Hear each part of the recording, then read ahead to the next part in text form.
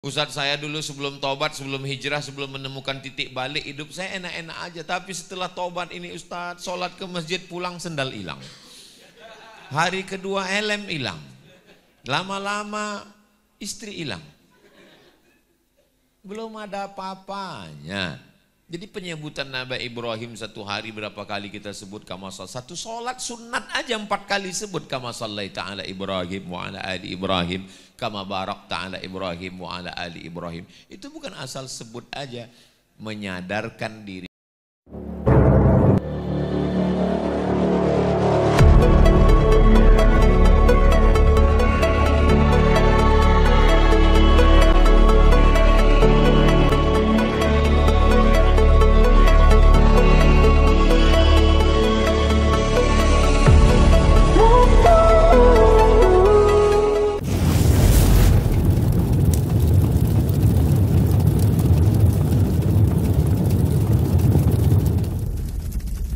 Assalamualaikum warahmatullahi wabarakatuh. Kalau Tuan pergi ke Batam, jangan lupa membeli ikan. Dari bunyi sambutan salam, nampaknya jamaah ini lagi banyak ujian.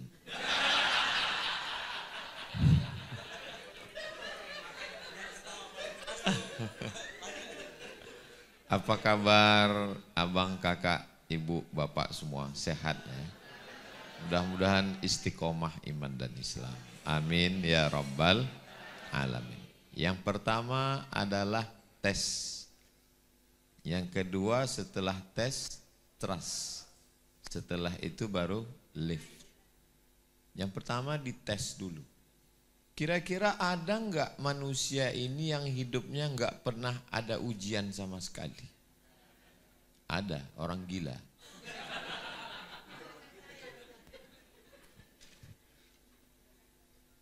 Tadi kita sebut namanya Allahumma sholli ala Sayyidina Muhammad wa ala ali Sayyidina Muhammad. Kama shallaita ala Sayyidina Ibrahim wa ala ali Sayyidina Ibrahim.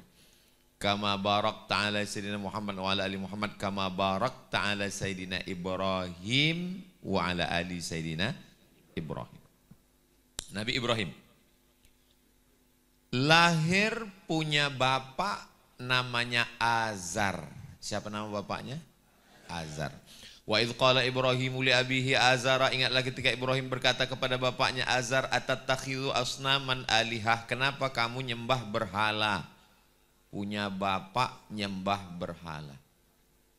Makanya kalau ada yang tobat, ada yang hijrah, Ustaz Somad, bapak saya belum sholat, ibu saya belum mau pakai hijab, belum ada apa-apanya dibanding Nabi Ibrahim. Semua berhala-berhala itu bapaknya yang buat. Tertulis di tengkuknya, made in Azar. Bayangkan itu. Dan ketika Nabi Ibrahim ngajak, apa kata dia? La illam tantahi, kalau kamu enggak berhenti menceramahi saya, la arjumannaka, saya lempar kamu pakai batu sampai mati, wahjurni maliya, tinggalkan saya. Tapi apa jawab Nabi Ibrahim? Sa'astaghfirulaka rabbi, saya akan mintakan ampun kepada Allah untukmu. Innahu kana bihafiyya, karena Allah mengabulkan doa-doa saya. Selesai ujian pertama. Ujian terdekat bapak, ayah, habis. Selesaikah hidup? Belum. Ujian lagi menghadapi pemimpin yang zalim, namanya Namrus. Mereka membuat berhala. Ketika mereka lagi pergi ke kebun, datang Nabi Ibrahim, dihancurkannya berhala-berhala itu, lalu diambilnya kampak, disangkutkannya ke berhala yang paling besar. Pulang mereka dari kebun, mereka udah menduga ini pasti ulah Ibrahim. Tangkap Ibrahim. A anta fa'alta hadza li atinahi ya Ibrahim? Apakah kamu yang melakukan ini wahai Ibrahim? Kata Ibrahim, bukan saya. Bal fa'alahu kabiruhum hadza, yang melakukan ini berhala yang besar. Fas'aluhu in kanu yantiqun. Kalau enggak percaya ya tanya aja. Orang kalau kalah otak dia akan main otot. Ngadu ke penguasa. Bakar Ibrahim, kumpulkan api, harriquhu, bakar dia. Disitulah turun mukjizat. Ya nar, wahai api, kuni bardan wasalaman ala Ibrahim. Sejuk, dingin, aman, nyaman, adem, ayem, tentram. Ibrahim keluar. Selesai. Dengan ayah, selesai. Dengan berhala, selesai. Dengan penguasa zolim, selesai. Selesaikah masalah hidup? Belum. Menikah dengan Sarah, enggak punya anak. Berdoa petang, pagi, siang, malam berdoa, enggak juga punya anak. Enggak selesai. Akhirnya menikah dengan Hajar. Lalu kemudian lahirlah seorang anak. Nabi Ibrahim berdoa, Rabbi habli minas solihin, Rabbi habli minas solihin, Rabbi habli minas solihin. Lahir Ismail, umur Ibrahim 86 tahun. Barulah lahir anak. Ternyata Allah mau kasih tahu. Istrimu yang sudah divonis orang mandul, yang katanya nggak akan mungkin punya anak, mohon maaf. 13 tahun umur Nabi Ismail, lahir adiknya Ishak dari istri yang katanya nggak akan mungkin punya anak. Waktu itu umur Nabi Ibrahim 99 tahun. Selesai masalah. Masalah punya anak selesai. Apalagi? Allah minta, antarkan anakmu yang baru lahir itu ke tempat yang jauh. Dari Palestina ke kota Makkah. Nabi Ibrahim baru saja punya anak, disuruh antarkan ke Palestina. Dari Palestina antarkan ke Makkah. Apa doa Nabi Ibrahim? Askantu min zurriyati fi wadin ghairi dhi zar'in inda baitikal muharram. Ya Allah, ku tinggalkan anakku di suatu lembah yang enggak ada tanam-tanaman di situ. Air enggak ada, kering kerontang. Ketika Nabi Ibrahim mau pergi, Hajar memegang ujung jubah Ibrahim. Apa kata Hajar? Allahu amaraka bihadza. Apakah Allah yang menyuruh engkau meninggalkan kami di sini, wahai Ibrahim? Nabi Ibrahim jawab dengan satu kata, Naam, ya. Hajar melepaskan ujung jubah, pergilah. Kata Hajar, yang meninggalkan kami di sini yang nyari rezeki. Yang bersama kami di sini yang memberi rezeki. Pergilah wahai Ibrahim. Sebenarnya Hajar ingin meyakinkan, apakah Ibrahim ini pulang itu karena Allah yang nyuruh atau karena istri tuanya nyuruh. Allahu amaraka bihadza. Apakah Allah yang nyuruh kamu meninggalkan kami di sini? Ibrahim menjawab dengan pasti satu kata, Naam. Allah menyuruh saya. Silakan pergi Ibrahim. Karena yang pergi ini pencari rezeki, sedangkan yang bersama kami di sini adalah pemberi rezeki. Panas, air habis, dia bukan perempuan yang lemah. Dia tidak berkata mengangkat tangannya, anakku nabi, suamiku nabi, kenapa aku dibiarkan di sini? Enggak. Apa yang dilakukan oleh Sarah? Apa yang dilakukan oleh Hajar? Lari ke atas bukit Sofa, enggak ada air. Lari ke atas bukit Marwah, enggak ada air. Ternyata air itu keluar bukan dari tumit seorang perempuan yang berlari bukit Sofa Marwah 500 meter.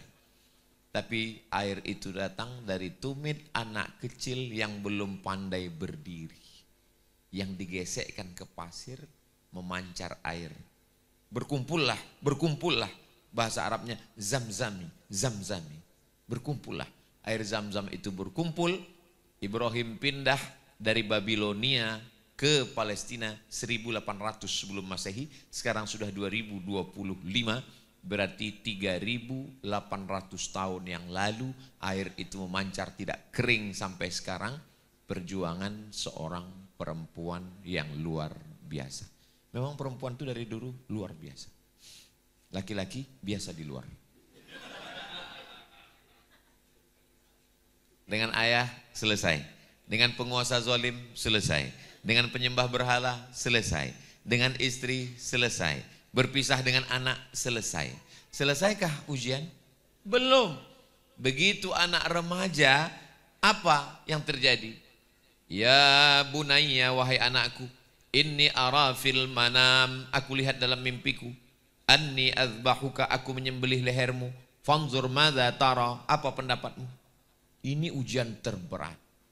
Kalau bapak ibu nggak percaya ini ujian terberat, pulang dari sini panggil anak. Wahai anakku, aku bermimpi tadi malam, aku menyembelih lehermu. What is your opinion? Apa jawab Nabi Ismail? Ya abati, wahai ayahku, if'al ma tu'mar, laksanakan perintah Allah. Satajiduni insyaallahu minas sabirin. Insyaallah aku menjadi anak yang sabar. Ketika pisau itu sudah sampai di leher Ismail, terasa pisau itu sejuk dingin. Pulang dari sini, pergi ke dapur, ambil pisau, tempelkan. Terasa sudah dingin, dikit lagi mau ditarik, watallahu lil jabin, ketika dia sudah menempel, fafadainahu bidzibhin azim, kami tebus dengan seekor kambing domba yang besar. Disitulah lulusnya ujian terakhir. Jadi kalau ada jamaah yang ngadu, Ustadz saya dulu sebelum tobat, sebelum hijrah, sebelum menemukan titik balik hidup saya enak-enak aja, tapi setelah tobat ini Ustadz, sholat ke masjid pulang sendal hilang, hari kedua helm hilang, lama-lama istri hilang, belum ada apa-apanya. Jadi penyebutan Nabi Ibrahim satu hari berapa kali kita sebut kama shalla, satu sholat sunat aja 4 kali sebut kama shallaita ala Ibrahim wa ala ali Ibrahim kama barakta ala Ibrahim wa ala ali Ibrahim. Itu bukan asal sebut aja, menyadarkan diri kita bahwa hidup ini penuh dengan ujian. Maka memang betul, saya pun hari ini kena ujian juga. Yang tampil bertiga, kok diuji fotonya satu? Ini ujian paling berat buat saya. Ujian. Nabi Muhammad SAW lahir ke atas dunia tidak pernah melihat ayahnya karena baru 2 bulan dalam kandungan sudah meninggal. Lagi sayang-sayangnya pelukan seorang ibu 6 tahun meninggal Aminah. Dijaga dipelihara oleh kakek Abdul Muttalib. Kalau Abdul Muttalib dipasangkan kasur di samping Ka'bah, itu nggak ada satupun anaknya yang berani duduk. Abdul Muttalib datang Muhammad SAW lari-lari, datang anaknya mau menarik, biarkan cucuku karena nggak punya ayah, nggak punya ibu. Kakek meninggal, diasuh oleh paman. Paman yang paling miskin, paling susah, anaknya banyak, namanya Abu Talib. Abu Talib yang menjaga. Di saat embargo orang kafir Quraisy, Abu Talib meninggal dunia. 2 tempat berpegang. Yang pertama Abu Talib, yang kedua Khadijah. Di tahun yang sama Abu Talib meninggal, Khadijah meninggal. Anaknya 4. Zainab, Ruqayyah, Ummu Kulthum, Fatimah. Zainab, Ruqayyah, Ummu Kulthum meninggal ketika Nabi masih hidup. 1 cuman anaknya yang meninggal setelah Nabi meninggal. 6 bulan setelah Nabi meninggal baru Fatimah meninggal. Anak laki-lakinya Abdullah, Al-Qasim, Abdullah. Itu yang dari Khadijah. Ada 1 dari Maria Al-Qibtiyah namanya Ibrahim. Meninggal juga. 3 anak laki-laki meninggal, 3 anak perempuan meninggal. Jadi kalau ada orang, saya baru taubat Ustadz, saya baru hijrah, ujian saya berat sekali. Taubatnya kapan? Pagi tadi. Ini belum ada apa-apanya. Jadi sebenarnya semakin kuat tekanan hidup, Allah ingin supaya kita menjadi yang lulus yang terbaik. Kalau ujian S1 100 lembar skripsi. Ujian S2 200 lembar. Ujian S3 300 lembar. Di atas itu S teler, S doger, S Bandung, S cendol. Jadi memang semua ada ujiannya. Maka judul malam ini memang sudah tepat sekali. Yang pertama adalah ujian. Kalau dia di atas, batu-batu kapur itu di atas. Tapi kalau tekanannya sudah semakin kuat, itu berubah menjadi batu-batu bara. Batu bara yang di dalam tanah. Kalau yang di atas tanah, itu Abdul Somad batu bara.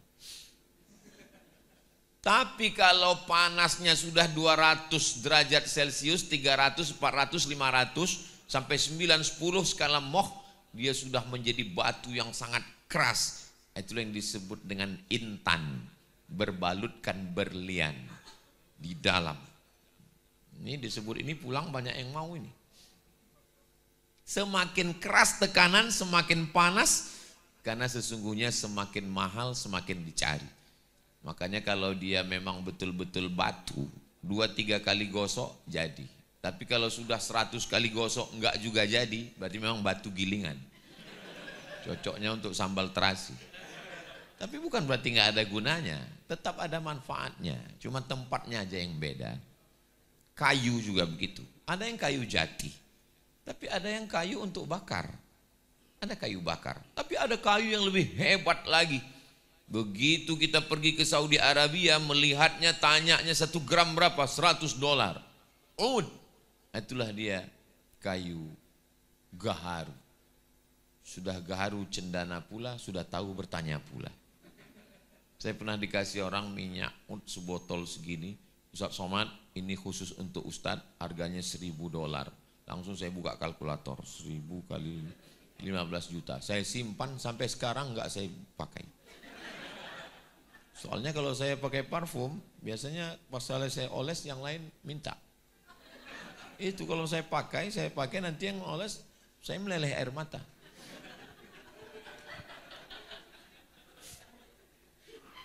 Jadi memang ada kualitasnya masing-masing. Kenapa gaharu itu sangat mahal? Letaknya di dalam hutan. Dan sekarang sudah hampir punah, dikalahkan oleh kelapa sawit. Dan dia mesti dilukai. Semakin terluka gaharu itu, semakin. Makanya gaharu-gaharu yang buatan itu sekarang ditanam, itu mesti dibor, dibakar, supaya tumbuh dia di dalam. Dan setelah itu barulah dicongkel, jadilah gaharu. Saya kebetulan sebelum berangkat ke Mesir, itu kami pelatihan bahasa Arab 2 bulan di Jakarta. Pelatihan bahasa Arab 2 bulan.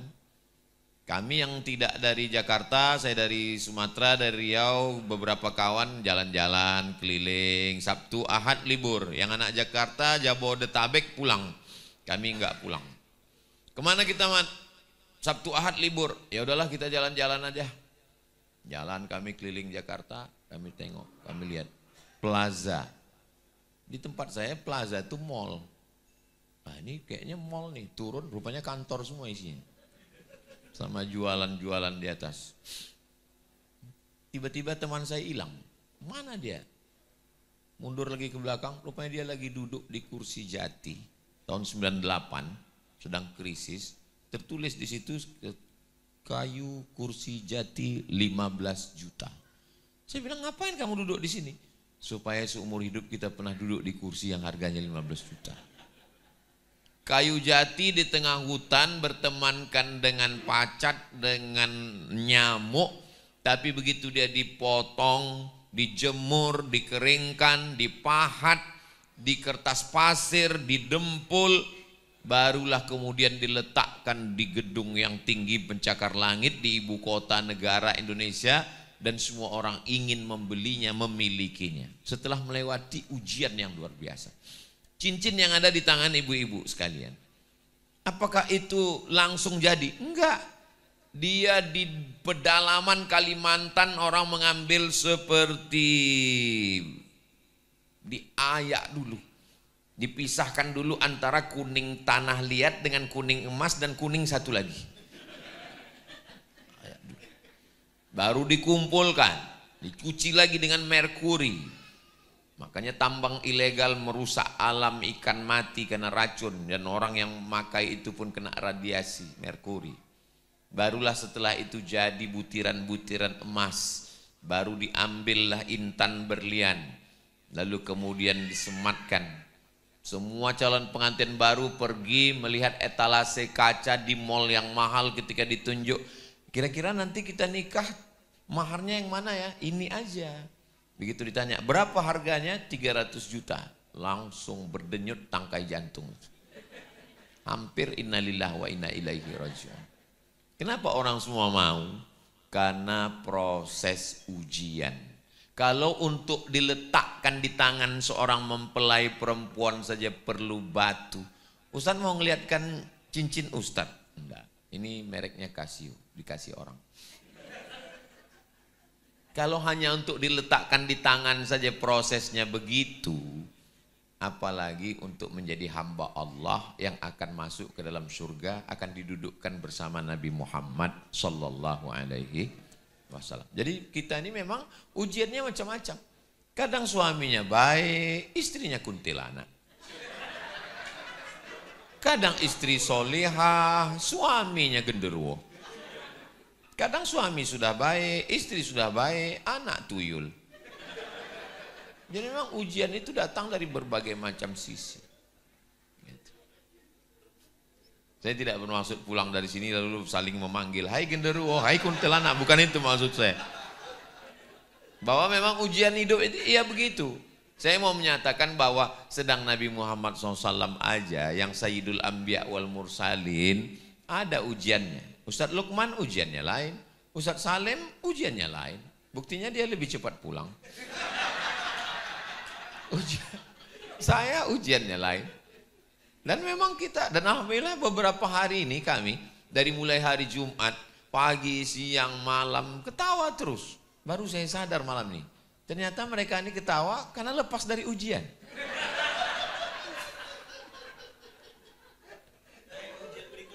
Naik ke level ujian berikutnya. Ujian tidak pernah selesai. Sama seperti kita bawa mobil di jalan tol. Begitu kita sudah nyalip ini, ada mobil di depan, ketemu lagi truk. Kita salip truk, ketemu lagi. Kita, Ustadz ya, kalau kita nyalip beberapa mobil di jalan, apakah kita perlu syahadat lagi Pak Ustadz?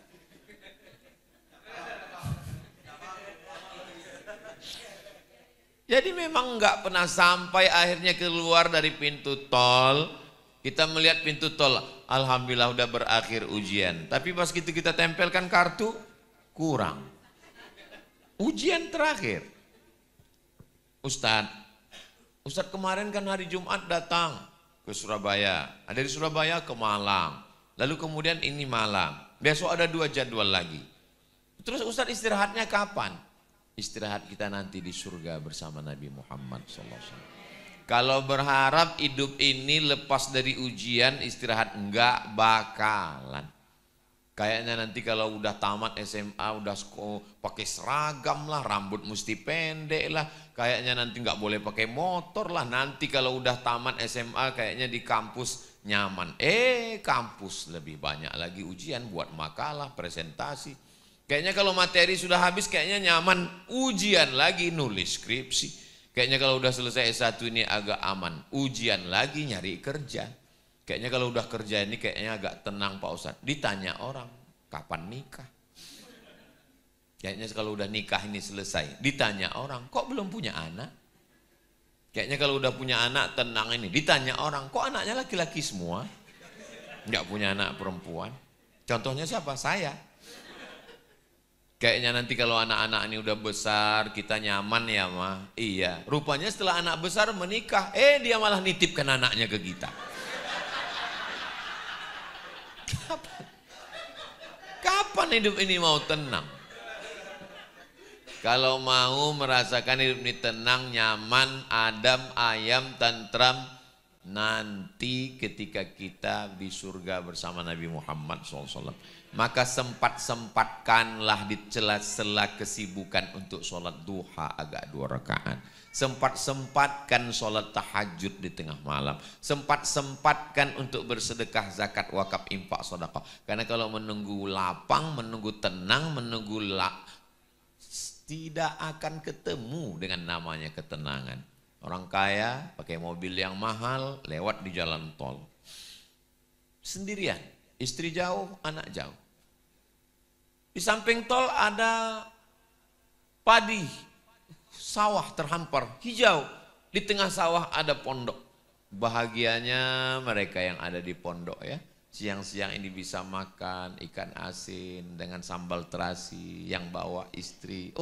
Keluarga mereka sakinah, mawaddah, warahmah. Kata yang di mobil ngelihat orang yang makan.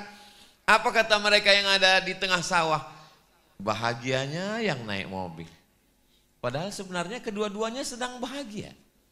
Hanya saja mereka melihat kebahagiaan itu di tempat orang lain. Maka muncullah kata-kata hikmah yang sebenarnya tidak hikmah.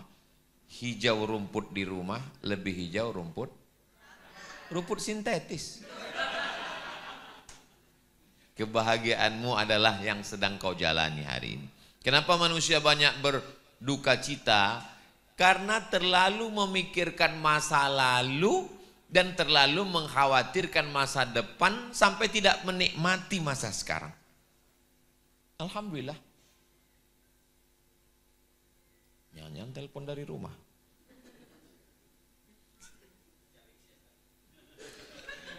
Jumat, Sabtu, Ahad, Senin itu memang izin visa saya 4 hari. Saya keluar Jumat, Sabtu, Ahad, Senin. Hanya 3 malam. Malam Sabtu, malam Ahad, malam Senin. Ini malam terakhir besok. Enggak boleh lebih dari 3 malam. Dikhawatirkan buka cabang. Nah, maka Senin saya mesti pulang. Hari Selasa, hari Rabu, hari Kamis saya di rumah, di pondok. Kalau sekarang saya diantar, saya dijemput, saya dikawal 3 lapis. Polisi, TNI, tadi Angkatan Laut. Tapi kalau saya sedang di rumah, saya adalah seorang suami, saya seorang guru, pondok pesantren, saya seorang ayah. Maka jadi jangan Bapak Ibu bayangkan kalau saya di rumah itu lalu berkata ke anak dan istri saya, ya ayyuhallazina amanu. Enggak begitu. Ya saya seorang suami. Enggak pakai supir, enggak pakai pengawal. Gimana Ustadz bisa keluar enggak pakai pengawal?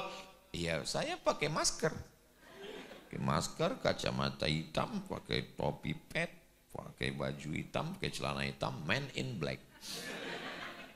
Saya gendong Sami, saya jalan sama Hazik, saya jalan sama Ustazah. Datang orang dekat. Ustadz Somad ya? Mirip, saya bilang. Ngotot dia kemarin. Saya lagi ngotot. Sami lagi main-main bola. Main bola kecil. Datang dia. Tolonglah Ustadz, saya bilang. Tolonglah kasihani aku, saya bilang. Inilah hariku bersama keluarga. Kapan lagi aku bisa menjadi seorang ayah? Kapan lagi aku bisa menjadi seorang suami?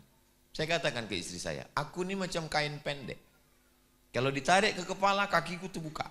Kalau ditarik ke kaki, kepalaku buka. Aku bukan suami yang sempurna. Aku penuh dengan kekurangan. Tapi aku berusaha untuk mencoba menutupi segala kekurangan. Kau mendampingi aku tidak lama. Sementara di pintu surga saja. Habis itu nanti insya Allah kita bahagia. Nah, jadi saya mau menyampaikan bahwa kalau ibu-ibu, kakak-kakak ditinggal suaminya, istri saya juga mengalami hal yang sama.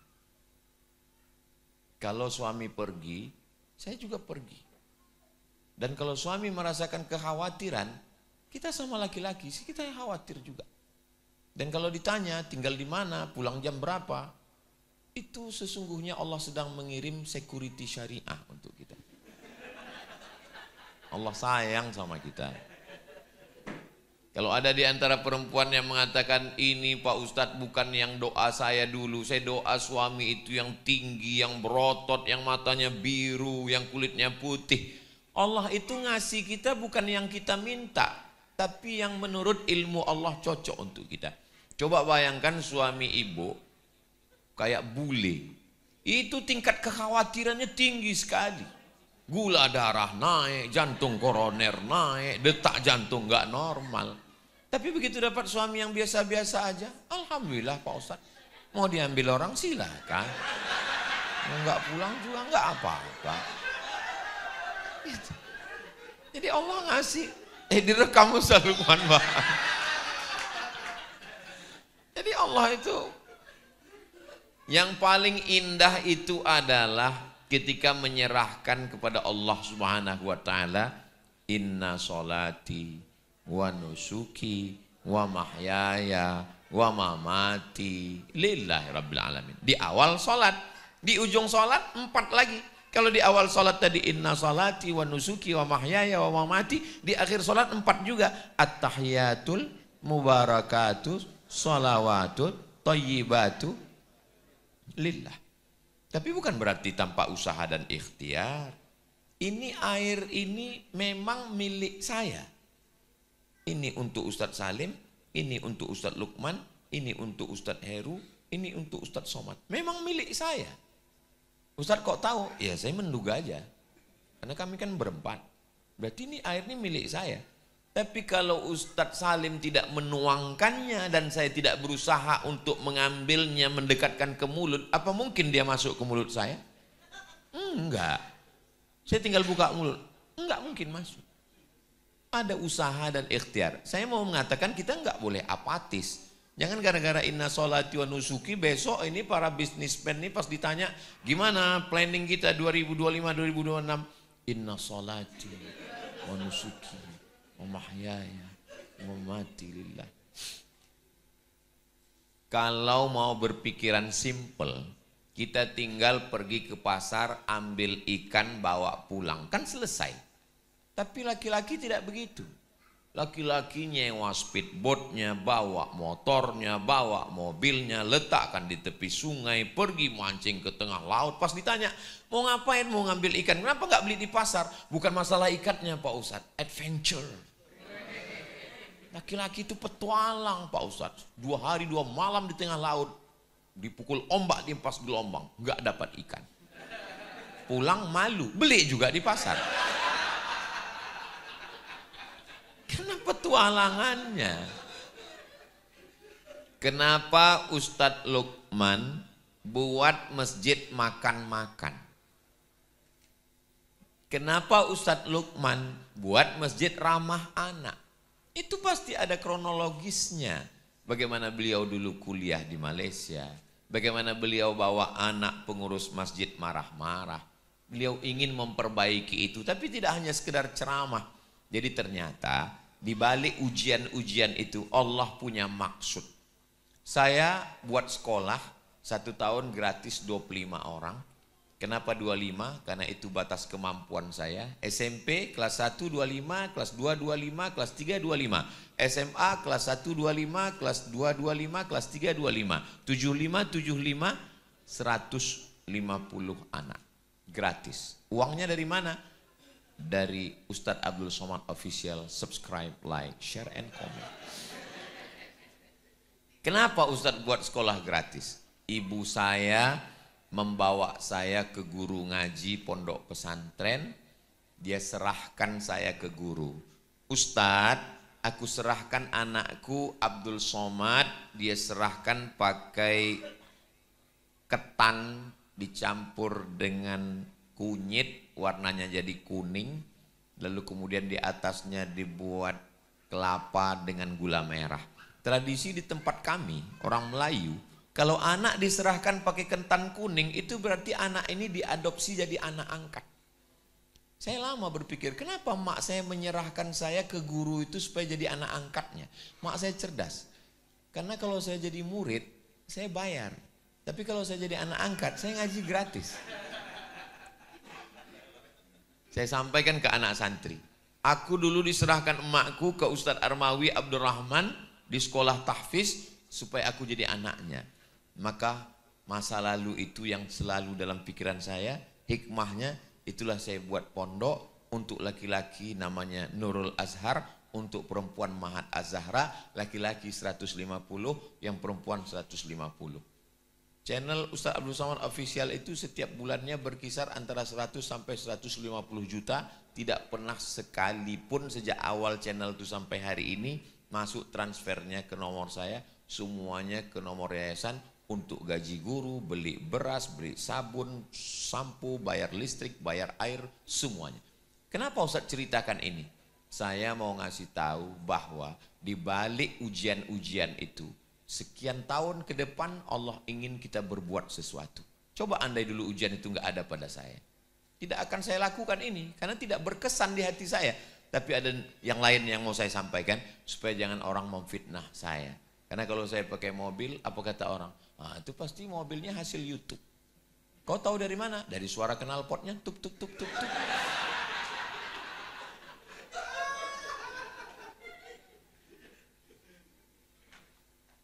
Setelah melewati, sudah jam 10, saya dikasih tahu waktunya jam 10, baru penjelasan tes. Tapi kalau melihat dari mata jamaah ini kayaknya tahan sampai jam 12 ini. Tahan. Saya nggak tahan. Saya besok hari terakhir masih ada 2 titik lagi. Subuh jam 5 dengan jam 9, setelah itu baru terbang pulang transit Jakarta, pulang ke Pekanbaru Riau. Tapi sebenarnya kita tidak pernah berpisah karena kita selalu bersama dalam doa. Setelah diuji baru percaya. Biasanya bos-bos yang punya karyawan dites dulu. Coba tinggal pura-pura dompetnya tinggal. Oh, lulus baru dipercaya. Kalau Allah sudah percaya, maka dia akan berikan itu semua. Wala saufa yu'tika rabbuka. Itu enaknya ngaji di Albina nih. Jamaahnya hafal. Walaupun wadduha ke bawah.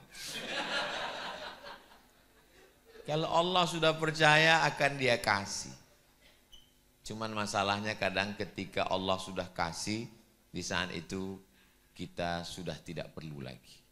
Dulu saya masih ingat di masa-masa sekolah, masa kuliah. Saya di masa kuliah itu nggak pernah pacaran. Dari S1 dari 98 sampai 2002 nggak ada kenal perempuan sama sekali. Mahasiswa Indonesia di Kairo 2.400, laki-laki 2.100, perempuan 300. Saya termasuk yang tereliminasi. Persaingan ketat. Hikmahnya, andai saya waktu itu playboy cap tupai, lompat sana, lompat sini, bolong kelapa semuanya. Sekarang saya nggak bisa ngomong. Kalau saya ngomong apa kata kawan-kawan? Ngomong aja. Tapi Allah kondisikan saya. Jadi saya nggak pacaran itu bukan karena takut sama Allah, memang terkondisikan begitu. Setelah diuji Allah, saya yakin Allah percaya sama saya. Sekarang Allah percaya sama saya. Walaupun saya udah tua, kurus, hitam, pesek, kering, jauh dari ganteng. Tapi Bapak Ibu, kakak-kakak, coba lihat komen-komen di Instagram, di YouTube, di TikTok. Apa kata Mbak? Ustadz emangnya saya memang nggak bisa balas karena passwordnya dipegang admin. Tapi komen-komen tuh saya baca. Masa Ustadz ingat 1000 komen? Beberapanya ingat. Ustadz jadikan aku yang kedua ya.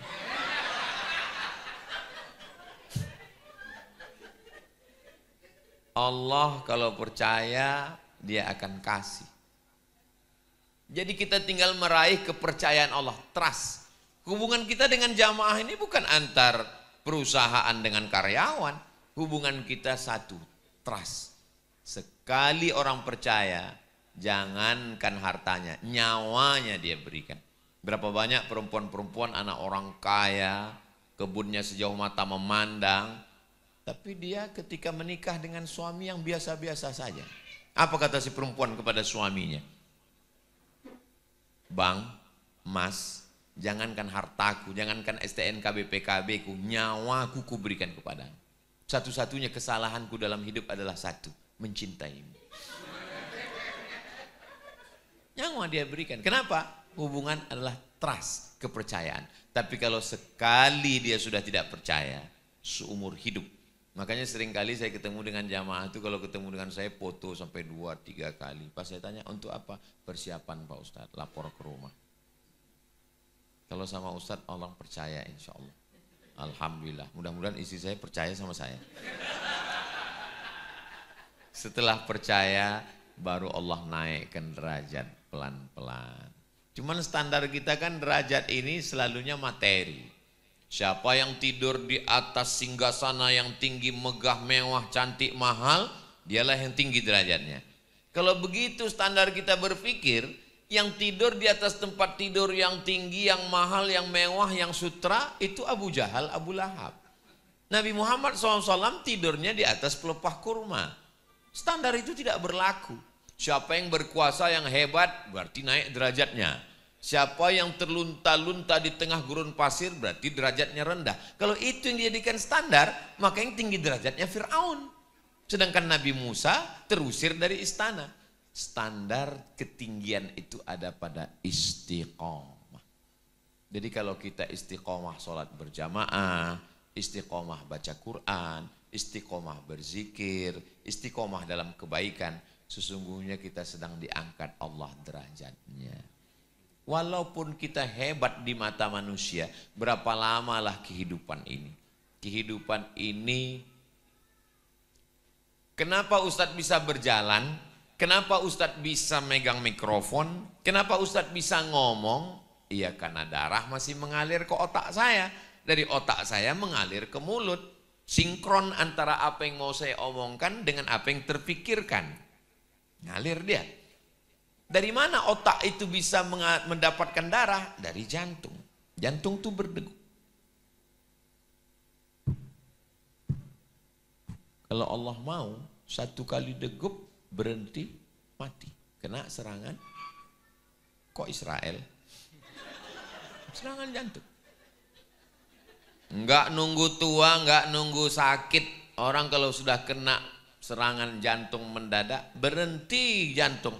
Kalau tulang, otak masih bisa hidup selama jantung masih berdegup, berdetak. Tapi kalau sudah jantung berhenti, habis. Sekarang ada orang sakit terbaring, dinyalakan lilin. Begitu dia meninggal mengembuskan napas yang terakhir, ulama ada di situ. Ulama mengembus lilin itu. Heboh. Kenapa dia ngembus lilinnya? Karena tadi waktu dia hidup, lilin itu punya dia. Tapi begitu jantungnya berhenti dan dia mati, lilinnya punya siapa? Punya orang lain. Punya anaknya, punya istrinya. Dan anak istrinya belum tentu izin lilinnya hidup. Itulah mengapa lilin itu aku padamkan. Sekarang semua punya kita. Rumah punya kita, gedung punya kita, mobil punya kita, motor punya kita, handphone punya kita. Begitu jantung berhenti, STNK, BPKB akan dibawa ke kantor Samsat berganti nama milik orang lain. Kenapa? Karena polisi tidak mau menangkap almarhum. Begitu jantung berhenti berdegup, surat tanah langsung dibawa ke Badan Pertanahan Nasional BPN. Kenapa? Karena akad jual beli dan kantor pajak tidak mau menagih orang mati. Surat tanah berganti nama orang lain, surat mobil berganti nama orang lain, dan yang paling menyakitkan, tarik napas panjang-panjang, surat nikah berganti nama orang lain. Mereka hanya menanti 4 bulan 10 hari. Setelah 4 bulan 10 hari, surat nikah berganti nama orang lain. Siapa? Brownies, Brondong Manis.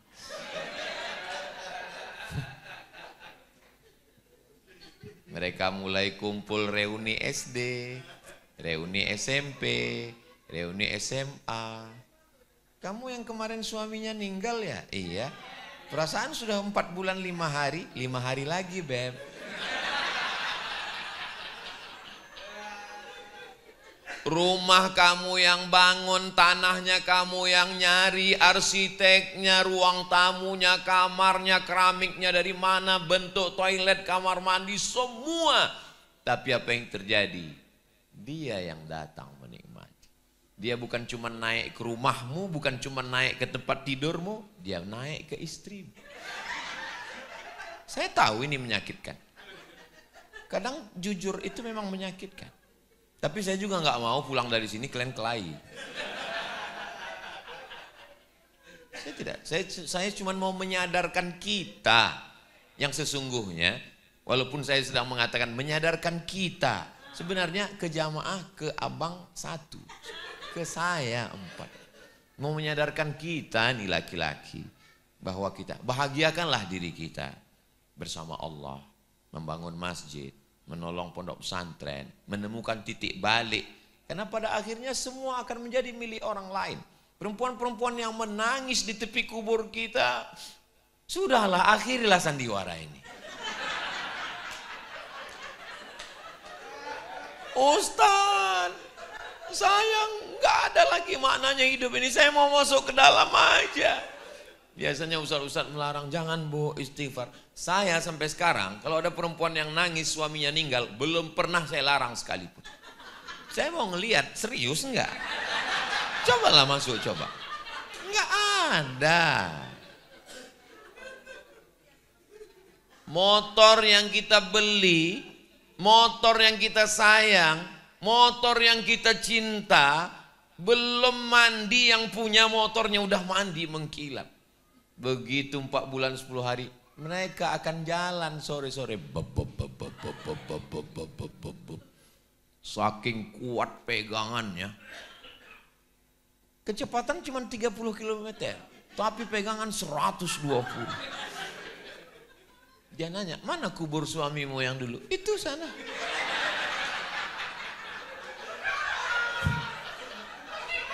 Nunjuk makam kita pun gak bisa pakai tangan lagi.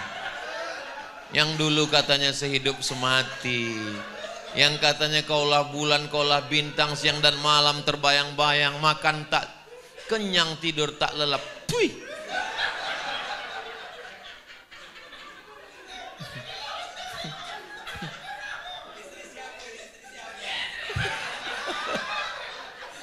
Pada akhirnya kita akan menghadap Allah Subhanahu wa ta'ala. Siapkan bekal. Apa yang akan kita bawa menghadap Allah Subhanahu wa ta'ala. Datang gak bawa apa-apa, pulang pun gak bawa apa-apa, tapi disibukkan oleh apa-apa. Dan di akhirat nanti hisabnya lama gara-gara apa-apa. Terus hidup ini apa-apa sebenarnya. Datang gak bawa apa-apa. Ada di antara kita ini yang datang bawa surat tanah? Nggak ada. Pulang pun nggak bawa apa-apa. Di dunia sibuk heboh, pergi sana pergi sini, pagi pulang petang, kepala jadi kaki, kaki jadi kepala. Berangkat pagi nggak sempat sholat subuh, takut macet. Sampai di kantor subuh sudah habis, meeting, browsing, nggak sempat sarapan. Sampai waktu siang zuhur hilang, masuk asar, pulang takut lagi, rapat itu ini segala macam, lembur, pulang sampai rumah, makan pagi, makan siang, cuman minum, ada yang cuman sarapan asap. Lalu kemudian uang itu masuk hanya sekedar numpang transit sebentar di rekening, berikutnya pindah ke dokter spesialis jantung, pasang ring. Kalau kebetulan yang saya omongin ini terjadi, jangan tersinggung. Kunci dengar tausiah Ustaz Somad itu satu, jangan tersinggung. Ada beberapa jamaah tersinggung, pulang meninggal.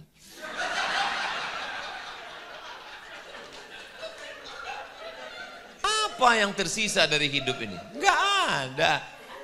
An-nasu niyam, kata Sayyidina Ali, an-nasu niyam. Manusia ini seperti orang tidur. Ada yang mimpi jadi orang kaya, ada yang mimpi jadi orang viral, ada yang mimpi jadi penguasa. Falamma matu intabahu, ketika mati barulah dia terbangun dari tidur panjangnya. Ternyata hidup hanya mimpi. Yang dulu katanya fata morgana, mana itu malaikat, mana itu surga, mana itu neraka, mana itu alam barzah. Itu hanya sebelum jantungmu berhenti. Begitu jantungmu berhenti, yang nyata ini menjadi fata morgana. Anakmu, istrimu, rumahmu, motormu hilang menjadi fata morgana. Malaikat maut, mungkar nakir, azab kubur, titian siratal mustaqim, padang mahsyar, surga neraka. Tipis setipis kulit bawang, antara nyata dan tidak nyata, antara ada dan tidak ada. Pada akhirnya kita akan menghadap Allah Subhanahu wa ta'ala. Andai saudara-saudara saya dapat kabar Ustaz Somad sudah mendahului, maukah membacakan Al-Fatihah untuk saya? Maukah mendoakan saya? Alhamdulillah, saya sudah jelas nasib saya.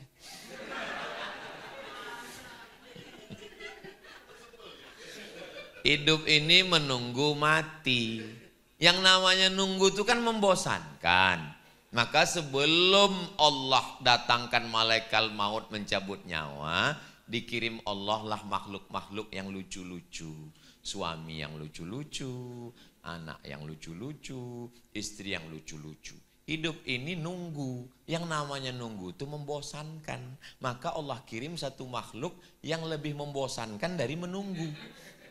Supaya nggak terlalu membosankan.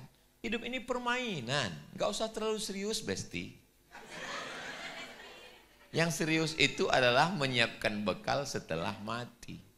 Mudah-mudahan saya bukan cuma pandai ngomong, tapi juga doakan supaya saya bisa mengamalkan yang saya sampaikan ini. Agaknya itu yang dapat saya sampaikan. Terima kasih segala perhatian. Madiun lemahe teles. Matur nuwun Allah sing bales. Itu pantun dikasih Habib Muhammad bin Anis. Kalau pantun yang asli dari saya, menangkap puyuh di Bukit Selasi. Thank you dan terima kasih. Banyak kata-kata saya tidak berkenan di hati, menyinggung perasaan saya, mohon maaf. Sudikah Bapak Ibu, kakak, abang semua memaafkan saya? Alhamdulillah. Enggak ada niat jahat, enggak ada niat jelek. Semuanya dalam rangka watawasau bil haq watawasau bis sabr. Aku qouli hadza astaghfirullah li wa lakum. Wassalamualaikum warahmatullahi wabarakatuh.